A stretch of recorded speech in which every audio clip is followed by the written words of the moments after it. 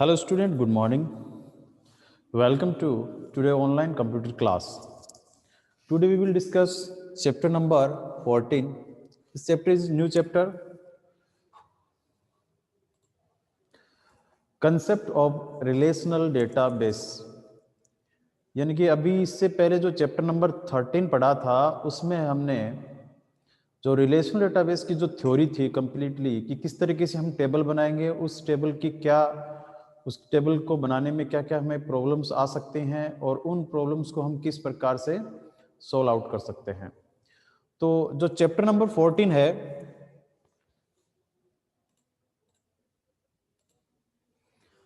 तो chapter number 14 है वो पूरा प्रैक्टिकल है, जो कि आप लोगों ने 11th क्लास में भी इसको पढ़ा होगा कि किस तरीके से हमें नई टेबल बनाते हैं, उस टेबल में क्या क्या प्रॉब्लम्स आएंगे, किस तरीके से कॉन्स्टेंट का यूज किया जाता है, किस तरीके से रिकॉर्ड इंसर्ट किए जाते हैं, किस तरीके से टेबल को अपडेट किया जाता है, प्रिविलेजेस क्या क्या होते हैं।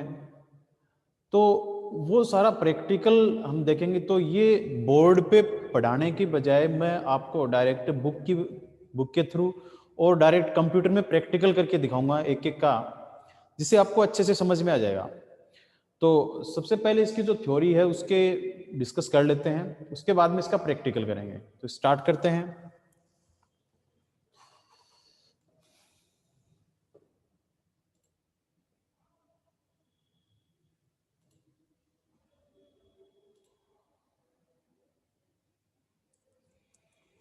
तो स्टूडेंट आप मेरे को बताएं कि आपको जो स्क्रीन पर क्या बुक आपको दिखाई दे रही है?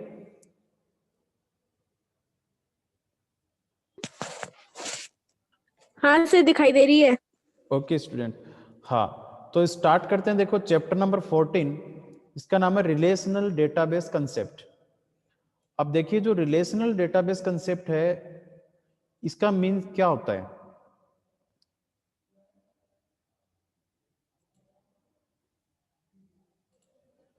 देखिए relational database is a collection of table, खूब सारी टेबल, जैसे कि कोई एक स्कूल है, कोई एक ऑर्गेनाइजेशन है, कोई एक इंस्टीट्यूट है, तो उन सब के हम इस डेटा को स्टोर करते हैं, डेटा को एक जगह कलेक्ट करते हैं, उनको वेल ऑर्गेनाइज फॉर्मेट में स्टोर करके हम रखते हैं। तो उनके रिकॉर्ड्स को जैसे हम स्टोर करेंगे तो उसके लिए हमें क्या जरूरत पड़ेगी, टेबल्स की। तो यहाँ पर कुछ टेबल्स लिखी हुई हैं, तो वो टेबल खूब सारी टेबल हो जाएंगी, यानी कि कलेक्शन ऑफ टेबल होगा, तो उनको हम बोलते हैं relational database. Each table has a unique name, यानी कि हर टेबल का एक अलग नेम होगा। जैसे स्टूडेंट टेबल है, मार्क्स टेबल है, इम्प्लॉई टेबल है, कोई इम्प्लॉई है तो उसकी सैलरी की टेबल है, सबकी अलग अलग होगी, तो उनका क्या होगा, एक यूनिक नेम होना जरूरी है। And consist of many columns, और उनके अंदर क्या होंगे, खूब सारे कॉलम रहते हैं। जैसे कि नीचे आप एग्जांपल में देख रहे हैं, रोल नंबर, नेम, एज, ऐसे खूब सारे कॉलम हो सकते हैं। और each column of A table has a unique name, और जो कॉलम है उनका भी क्या होगा, एक यूनिक नेम होगा। जैसे इसका नेम रोल नंबर है, इसका नेम है, नेम है, एज है, इस टाइप से। The name of relation database is derived from mathematical relation because there is a close correlation between them. It means कि name of relational database is derived from mathematical relation। तो यहाँ पर हम जैसे कुछ में मैथमेटिक्स के जो रिकॉर्ड्स स्टोर किए जा रहे हैं, यहाँ पे स्ट्रिंग है, तो इनके अंदर ये डेटा को हम स्टोर करके रखते हैं। अब देखो टेबल का ही दूसरा नाम क्या है, रिलेशन। अगर रिलेशन की बात करें तो वो इसके मतलब वो टेबल की बात की जा रही है। अब बात आती है आरडीबीएमएस। तो आपको फुल फॉर्म में पूछ लिया जाता है कि आरडीबीएमएस का पूरा नाम क्या है। तो relational database management system, R means relational. ये देखो टेबल क्या होते हैं, manually data store in a special kind of object called table. यानी क्या है कि यहाँ पर एक अलग से एक विशेष प्रकार और उन ऑब्जेक्ट को टेबल के अंदर स्टोर किया जाता है, जिसे हम आरडीबीएमएस कहते हैं।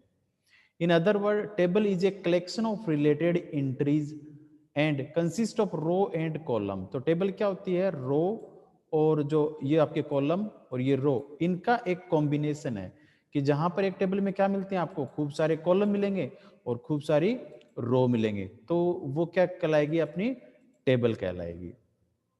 Okay student, relational database management system का समझ में आ गया होगा, और टेबल क्या है इस बारे में मैंने आपको बता दिया है। अब नेक्स्ट हम चलते हैं, देखिए नेक्स्ट है फील्ड। तो अब फील्ड क्या चीज है, field A table represent it's column. जैसे कि यहाँ पे एक फील्ड है और वो फील्ड क्या रिप्रेजेंट करती है, किसी एक कॉलम को, एक टेबल के एक कॉलम को जो रिप्रेजेंट करती है वो होती है field, use to store the specific information about a record. और उसके अंदर क्या स्टोर करते हैं हम, उसकी इंफॉर्मेशन। फॉर एग्जाम्पल नेम है, तो नेम एक रोल नंबर है, नेम है, एज है, तो एक कॉलम के नेम को ही हम क्या कहते हैं, फील्ड कहते हैं। For example above given the roll number, name, address, ये सब क्या होते हैं, फील्ड होते हैं। नेक्स्ट है रिकॉर्ड। रिकॉर्ड मीन्स फील्ड के अंदर हम रिकॉर्ड लिखते हैं, जैसे 105 पे ये क्या है, एक नंबर है, क्लास क्या है, एक नेम है, ये एक रोल नंबर है, सॉरी ये कोई मार्क्स होगा, और या फिर कुछ ये एड्रेस है, क्लास है। तो जैसे एक रिकॉर्ड हम लिखते हैं स्टूडेंट के रोल नंबर, एक स्टूडेंट के बारे में पूरी इंफॉर्मेशन देते हैं, वो इंफॉर्मेशन क्या कहलाती है, record. It is also called a row of table. और रिकॉर्ड को क्या होती है, एक टप्पल यानी कि एक कॉलम, ये कॉलम है, ये कॉलम क्या कहलाते हैं, रिकॉर्ड कहलाते हैं। और कॉलम क्या होता है, कॉलम होती है आपकी field, vertical entry that which keeps our information related with specific field, for example roll number, column of student which information. तो यहाँ पर मैं समझ रहा हूँ कि आपको समझ में आ गया कि फील्ड क्या होती है, रिकॉर्ड क्या होता है, और फील्ड के अंदर ही दोनों होते हैं आपके कॉलम, रिकॉर्ड और कॉलम। रिकॉर्ड एक पर्टिकुलर एक किसी का हो सकता है, और फील्ड जो होते हैं, कॉलम जो होता है वो सबके लिए होता है, जैसे रोल नंबर में सबके आएंगे, और रिकॉर्ड होता है एक पर्टिकुलर के लिए होता है। नेक्स्ट, यहाँ पे हम देख रहे हैं कि जो एक एग्जाम्पल है, ये एक कॉलम का एग्जाम्पल है। नेक्स्ट है डोमेन। डोमेन क्या है, देखो डोमेन क्या, डोमेन क्या, domain is a field, the set of value permitted for the field. यानी कि यहाँ पर रोल नंबर है, तो ये सारे जो रोल नंबर हैं ये क्या है, डोमेन है। इस नेम के जो रिकॉर्ड है वो क्या, इसके डोमेन है। एज के ये सारे क्या हैं, इसके डोमेन है। ठीक है, तो यहां पर हम देख रहे हैं कि ये सारे क्या हैं, डोमेन है। कि डोमेन क्या है, एक field, the set of value permitted the field. For example domain of the field name is the set of all name.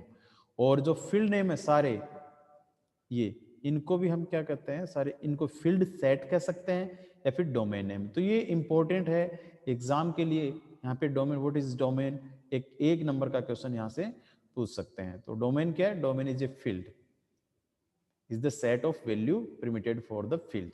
ठीक है, डेटाबेस स्कीमा। स्कीम यानी कि जब इस स्टूडेंट के रिकॉर्ड को हमें स्टोर करके रखना है, उसके लिए एक प्लानिंग बनानी होगी, एक टेबल बनानी होगी, वो होता है database schema. Schema of A database, ये पूरा एक पूरी जो टेबल है वो क्या कहलाती है, आपका डेटाबेस। लॉजिकल डिजाइन, इसकी जो डिजाइन लॉजिकल की है, सबसे पहले रोल नंबर, नेम, फिर एज, फिर एड्रेस, जो इसकी logical design of A database which is a rarely change. ये डेटाबेस यानी कि जो रोल नंबर है, नेम है, एज है, एड्रेस, ये कभी चेंज नहीं होंगे, रेयरली चेंज हो सकते हैं, बट बहुत ही ज्यादा रेयर केस में चेंज होंगे। बट यहाँ पे देखिए रोल नंबर 105, 105, 109 ये चेंज होते रहते हैं। अब जैसे नेक्स्ट स्टूडेंट आएगा तो उसके यहाँ पे रोल नंबर लिखेंगे, नेक्स्ट नेम आ जाएगा, एज आ जाएगी। तो ये कह सकते हैं कि जो फील्ड है, स्ट्रक्चर है, स्कीम है, प्लानिंग है, वो आपको एक पहले से ही बढ़िया डिजाइन की तैयार करके रखनी है। वो हमें वापस बहुत रेयरली केस में ही चेंज करनी होती है। बाकी उसके जो रिकॉर्ड हैं वो हर टाइम हर पल बदलते रहते हैं।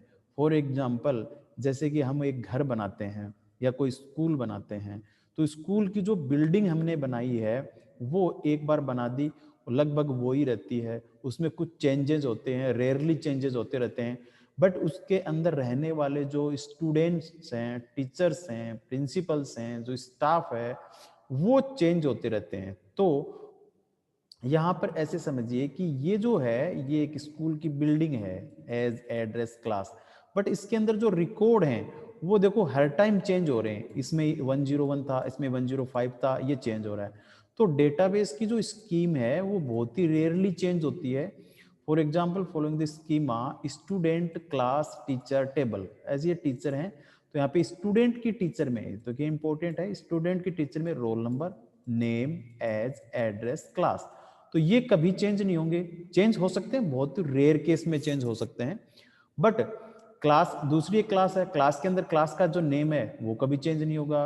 उसकी स्ट्रेंथ है वो चेंज हो सकती है, क्लास रूम भी चेंज हो सकता है, ठीक है। बट यहाँ पर उसके जो रिकॉर्ड हैं वो रिकॉर्ड हर टाइम चेंज होते रहते हैं। नेक्स्ट है रिलेशनल डेटाबेस इंस्टेंस। तो अब बात करते हैं, यहाँ पर मैं दोनों को एक अच्छे से क्लियर कर देता हूं कि डेटाबेस स्कीमा तो ये है,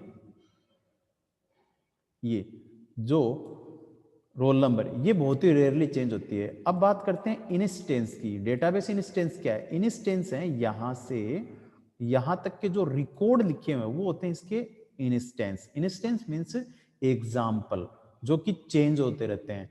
तो डेटाबेस स्कीमा बहुत रेयरली चेंज होती है, इंस्टेंस चेंज होते रहते हैं। तो देखिए इनकी एक अच्छी सी डेफिनेशन लिखी हुई है, एक कलेक्शन ऑफ डेटा और information stored in a table at any particular moment of time is called database instance। तो क्या लिखा हुआ है? एक कलेक्शन ऑफ डेटा और इंफॉर्मेशन, यानी सूचनाओं और डेटाओं का एक collection stored in A table, जो कि टेबल में स्टोर होता है।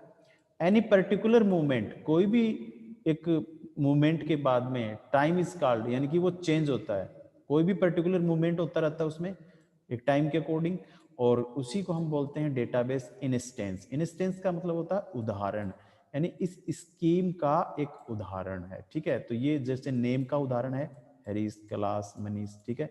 तो ये चेंज होते रहते हैं। नेक्स्ट स्टूडेंट,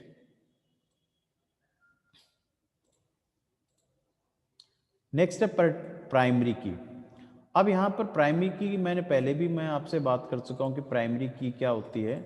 वापस मैं आपको बता देता हूँ कि प्राइमरी की, देखिए प्राइमरी की एक तरह का कांस्टेंट है, जो अगला टॉपिक है अपना डेटा कांस्टेंट।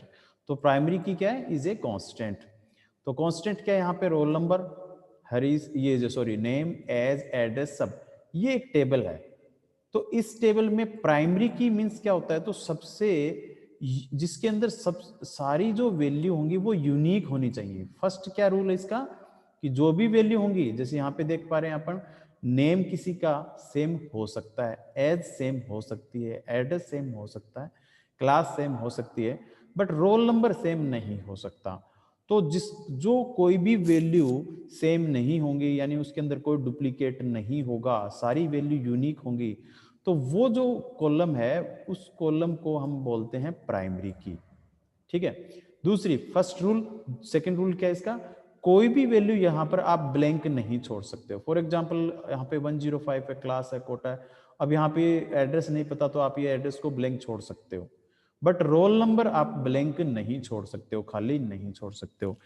तो दूसरा रूल क्या हुआ? पहला रूल डुप्लीकेट नहीं हो सकती कोई वैल्यू, सारी वैल्यू यूनिक होंगी। दूसरा ब्लैंक नहीं छोड़ सकते हैं, ठीक है। तो और तीसरा ये है कि जो और इंफॉर्मेशन है, ये सारी इंफॉर्मेशन इस प्राइमरी की पर डिपेंड भी होंगी। जैसे मैं ये पूछूं कि भाई मनीष के रोल नंबर क्या है, तो कोई दूसरा मनीष भी हो सकता है। तो यहां पर दो बार मनीष हैं और दोनों मनीष के जो रोल नंबर हैं वो अलग अलग मिलेंगे, बट आपको यहां पर ये पूछा जाए कि 109 नंबर पे क्या है, तो आपको हर टाइम मनीष ही मिलेगा, ठीक है। 109 पर क्या मिलेगा? मनीष ही होगा। हाँ ये हो सकता है 120 पे अलग मिलेगा, ठीक है। तो जब कोई सारी इंफॉर्मेशन किसी एक फील्ड पे डिपेंड हो तो वो होती है आपकी प्राइमरी की। देखिए इसकी थ्योरी थोड़ा सा देख लेते हैं। It is a set of one of more attribute. तो कई बार क्या होता है कि रोल नंबर के अंदर एक कोई न कोई वैल्यू क्या होती है? सेम हो सकती है, तो आप दूसरी वैल्यू यानी कि 2 को मिला के आप एक ऐसी प्राइम की एट्रीब्यूट बना सकते हैं कि सारी इंफॉर्मेशन उनके ऊपर डिपेंड होगी।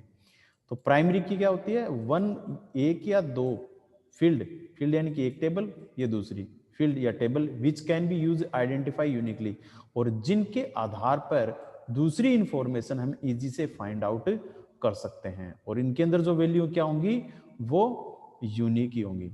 तो इस तरीके से ये क्या हो जाएगी, प्राइमरी की। नेक्स्ट टॉपिक है data constant. Data constant means data प्रतिबंध।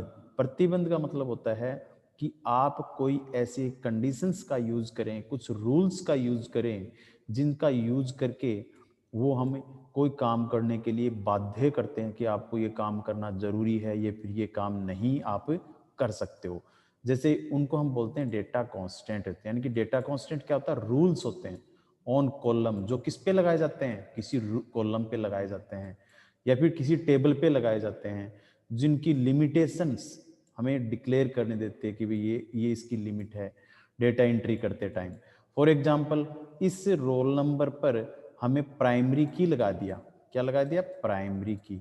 अब प्राइमरी की क्या रूल है कि भाई इसके अंदर जब हम एंट्री करेंगे तो कोई भी वैल्यू डुप्लीकेट आप एंटर नहीं कर सकते हो। जैसे मैंने यहाँ पे 105 है और नेक्स्ट टाइम 105 लिखूंगा और इसके ऊपर प्राइमरी की अप्लाई की हुई है, ये रूल अप्लाई किया हुआ है, तो ये 105 जैसे ही मैं इसमें वैल्यू डालूंगा तो ये यहाँ पर मना कर देगा कि इसमें पहले से ही वैल्यू है, कि डज नॉट एग्जिस्ट, क्योंकि इस पे प्राइमरी की का रूल अप्लाई किया हुआ है। तो ऐसे ही ये कांस्टेंट, डेटा कांस्टेंट होते हैं। तो ये जो डेटा कांस्टेंट होते हैं ये कौन कौन से होते हैं, ये होते हैं 4 टाइप। There are 4 type. कौन कौन से होते हैं इनकी बात कर लेते हैं। सबसे पहले हम बात करते हैं डेटा कांस्टेंट में कि जो टाइप है,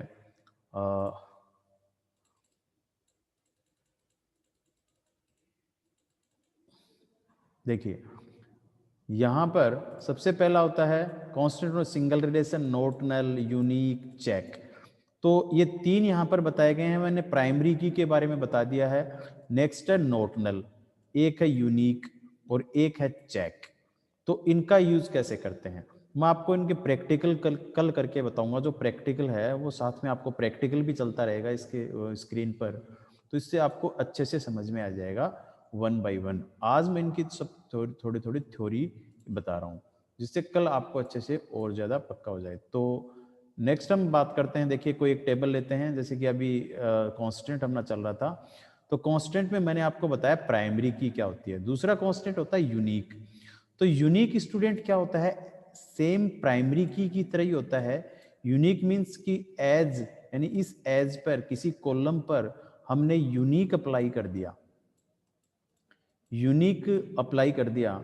तो यूनिक अप्लाई का मतलब क्या होता है कि यहां पर कोई भी आप एज इंटर करेंगे तो वो सारी सेम, सारी ही वैल्यू क्या होनी चाहिए, यूनिक होनी चाहिए, कोई भी वैल्यू सेम नहीं होनी चाहिए। ठीक है, तो ये होता है स्टूडेंट आपका यूनिक। एक होता है नोट नल। तो नोट नल क्या होता है, अगर नोट नल आप किसी कॉलम पर अप्लाई कर देंगे तो इट मीन्स ये होता है कि उस कॉलम को, उस कॉलम में कोई भी रिकॉर्ड आप ब्लैंक नहीं छोड़ सकते हो। उसके लिए वो हमें बाध्य कर देगा, कोई भी उसको, अब जैसे हमें ब्लैंक करके इग्नोर करके आप आगे बढ़ेंगे तो वो आगे नहीं बढ़ सकते जब तक उसमें कुछ डेटा की एंट्री नहीं करेंगे अपन। नेक्स्ट है चेक। चेक क्या होता है, चेक एक कांस्टेंट होता है। तो चेक क्या करता है, पहले ये चेक करता है, जैसे इस क्लास पर मैंने और एक चेक कांस्टेंट का यूज कर लिया, यानी चेक यानी एक रूल का यूज किया जिसका नाम है चेक। और वो चेक क्या करता है कि मैं लिखता हूं कि क्लास नॉट ग्रेटर देन 12, यानी कि कोई भी क्लास यहाँ पे 12 से ज्यादा नहीं होनी चाहिए। अगर मैं यहाँ पे 13 लिखूंगा तो ये मना कर देगा कि भाई यहाँ पे एक चेक कांस्टेंट लगाया हुआ है जो कि 12th क्लास से ज्यादा की वैल्यू को एक्सेप्ट नहीं करेगा, तो ये ऑटोमेटिकली मना कर देगा। तो ये अब मैंने आपको 4 कांस्टेंट बताए, यूनिक, नॉट नल, चेक और प्राइमरी की। तो ये स्टूडेंट होते हैं आपके कांस्टेंट। ठीक है, तो इन कांस्टेंट का प्रैक्टिकल भी करेंगे अपन साथ के साथ में कल। और अब थोड़ी सी नेक्स्ट जो अपना टॉपिक है डेटा कांस्टेंट के बाद,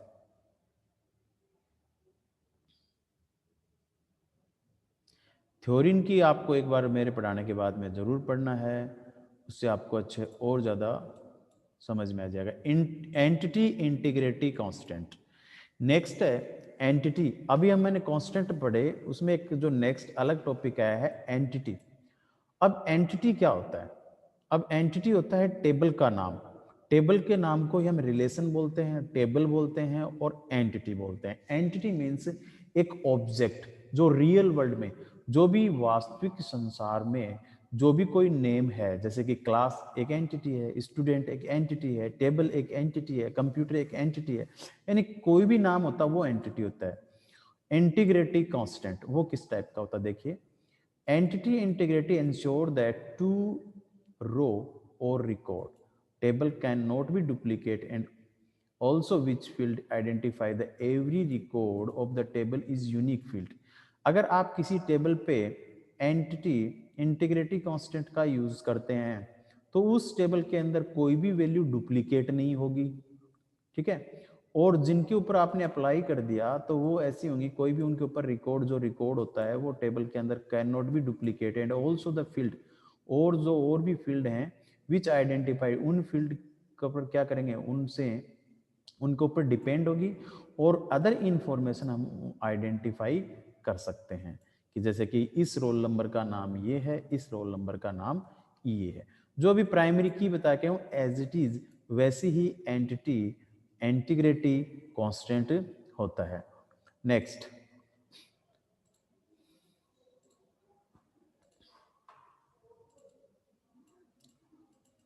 नेक्स्ट है, अब देखिए ये इंपॉर्टेंट है। अब जो इंपॉर्टेंट है मैं आपको बताता जाता हूँ, रेफरेंशियल इंटीग्रिटी और एक फॉरेन की इंटीग्रिटी कांस्टेंट। तो रेफरेंशियल इंटीग्रिटी इंपॉर्टेंट है स्टूडेंट, कैसे है देखिए। तो ये क्या करती है, एक रेफरेंस लेती है एक टेबल का, और दूसरी टेबल में किसी कॉलम का क्या होता है, रेफरेंस होता है, और फॉरेन के भी एज इट इज वैसे ही है, तो थोड़ी सी ये अलग है। If we want ensure that a value to appear in any relation for a given set of attribute also appear certain set of attribute in another relation, that both tables have same value or sum of attribute, that the conditions called referential integrity। क्या होता है देखिए, both of table, आपके पास मान लीजिए दो table हैं,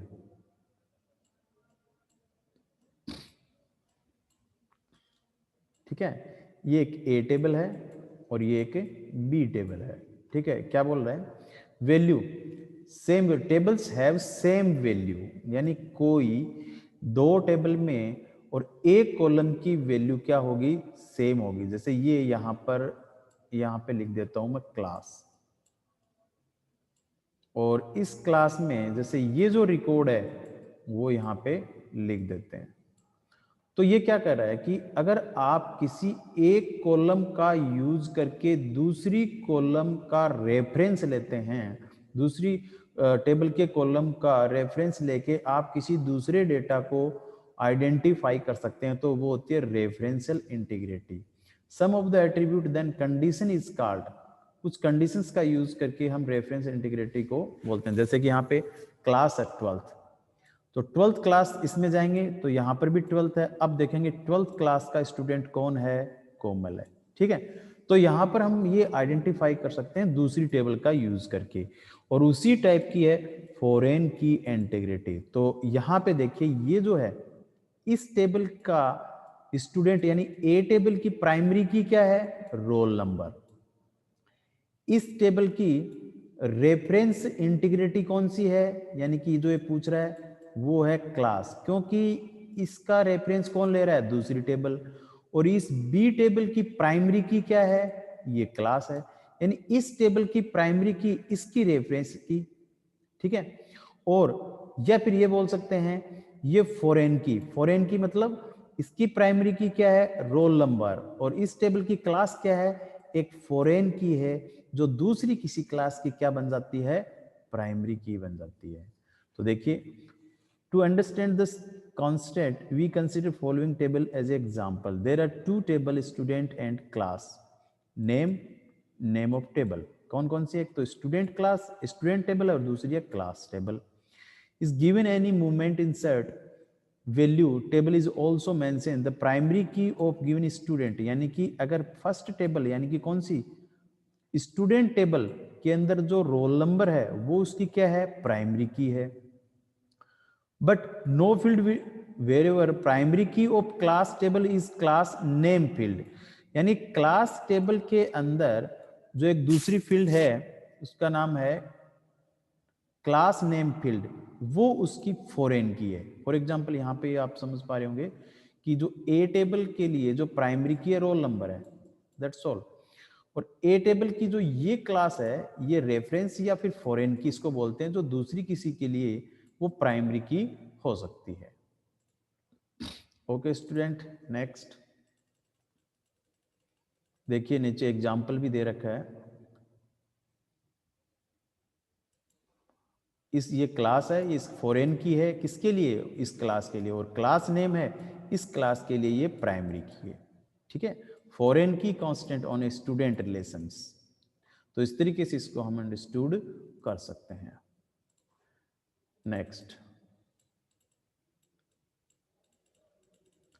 student है अपना एसक्यूएल।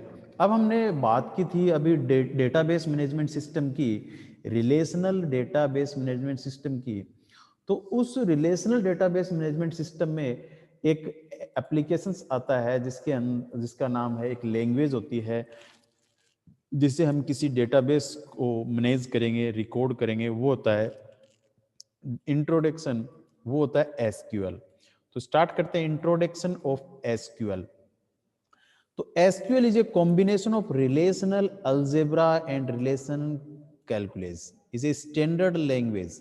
तो एसक्यूएल का क्या मतलब होता है? Structured query language, structured query language, relational database management system which is used to organise manage data available. और इसका यूज क्यों किया जाता है?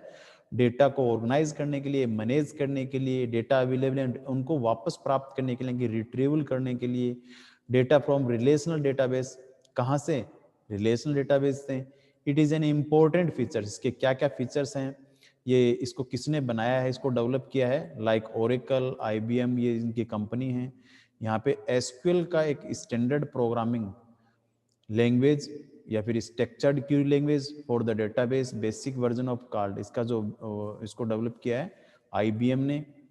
इसके जो और लेटेस्ट वर्जन थे वो कौन कौन से थे? एसक्यूएल 86, एसक्यूएल 89, ये लैंग्वेज की बात कर रहे हैं अपन। जैसे कि सी लैंग्वेज, सी प्लस प्लस पढ़ के आए, वैसे स्ट्रक्चर्ड क्यूरी लैंग्वेज है, ये रिकॉर्ड बेस्ड है। एसक्यूएल 1999 में इसका जो लेटेस्ट वर्जन है एसक्यूएल 2003 था, और अब तो उसका और भी लेटेस्ट वर्जन आ चुके हैं। नेक्स्ट है SQL not a Curie language but also standard itself, यहाँ पर स्टैंडर्ड यानी कि खुद एक अपने आप पर पूर्ण लैंग्वेज है। विच फॉलोइंग टाइप्स, अब एसक्यूएल को हमने यहाँ पर देर आर 3 टाइप्स की लैंग्वेज में डिवाइड किया है। बात करते हैं इसके साथ में और भी टाइप्स हैं, वो आपको बाद में डिस्कस करेंगे। सबसे पहले आता है डीडीएल, जिसका पूरा नाम है डेटा डेफिनेशन लैंग्वेज। दूसरा है डीएमएल, डेटा मैनिपुलेशन लैंग्वेज। तीसरा है डीसीएल, डेटा कंट्रोल लैंग्वेज। तो ये किसकी हैं? ये इस एसक्यूएल, ये तीनों को, ये सब तीनों किसके अंदर है? एसक्यूएल में। तो एसक्यूएल में सबसे पहले जैसे हम टेबल बनाई, हमने एक टेबल बना रहे हैं, तो सबसे पहले पढ़ के आया था ना हमने, स्कीमा बना रहे हैं इसकी, है ना। अब यहाँ पे रोल नंबर लिखा, नेम लिखा, और यहाँ पे मार्क्स लिखे। तो ये जो टेबल का स्ट्रक्चर मैंने तैयार किया है, तो ये तो सारा काम होगा डीडीएल का। यहीं से छोटा सा मैं आपको समझा देता हूँ, फिर आपको कोई प्रॉब्लम नहीं आएगी। यानी कि स्ट्रक्चर तैयार कर लिया, अब इस स्ट्रक्चर को क्रिएट किया है। जब इसमें कुछ रेयरली चेंज करना पड़ेगा या फिर और कोई भी काम करना पड़ेगा, तो वो काम होगा डीडीएल के अंदर। अब मेरे को रिकॉर्ड लिखने इसके अंदर, जैसे मैं रिकॉर्ड लिखता हूं 1 2 ए बी सी, यहाँ पे नंबर आ जाएंगे 10 11, कोई भी नंबर लिखे। तो ये जो यहां से यहां तक, यानी ये जो है यहां से यहां तक, ये काम होगा आपका डीएमएल के अंदर। और पहले जो स्ट्रक्चर बनाया था, जो इसकी स्कीम बनाई थी, ये काम होगा डीडीएल के अंदर। ठीक है, अब डीडीएल के काम क्या है? टेबल को क्रिएट करना, टेबल के जो डेटा टाइप है उनको डिक्लेयर करना, टेबल के अंदर नए कॉलम को जोड़ना, टेबल को डिलीट करना, ये सारे काम होते हैं डीडीएल के, डेटा डेफिनेशन लैंग्वेज के। डीएमएल क्या करती है? डेटा पर काम करती है, नीचे वाले डेटा इन पे पर काम करती है। कैसे? डेटा को इंसर्ट करना, डेटा को हटाना, डेटा को अपडेट करना, जो डेटा पर सारे काम हो गए वो हो गए डीएमएल के। और डीसीएल क्या है? डीसीएल लैंग्वेज में इनके ऊपर इन रिकॉर्ड को सेव करना, इन रिकॉर्ड को सेव करना, और इसके साथ में रिकॉर्ड को किसी भी यूजर को एक्सेस करने की अनुमति देना, अनुमति वापस लेना, इन पे कंट्रोल का काम, कंट्रोल का काम, इस टेबल पे कंट्रोल का काम होगा। वो कौन सी लैंग्वेज का होगा? डेटा कंट्रोल लैंग्वेज का। ओके स्टूडेंट, अब इसके जो नेक्स्ट वो हम अगले दिन यानी कि नेक्स्ट वीडियो में डिस्कस करेंगे। ओके स्टूडेंट, अब आपको कुछ पूछना तो आप मेरे से पूछ सकते हैं, जो अभी तक मैंने आपको बताया। हाँ पूर्वी, कुछ पूछना है? No sir. आ गया समझ में जितना बताया उतना? हाँ। ओके स्टूडेंट, तो ठीक है, और जो कल मैं आपको प्रैक्टिकल भी बता दूंगा इसके, ठीक है।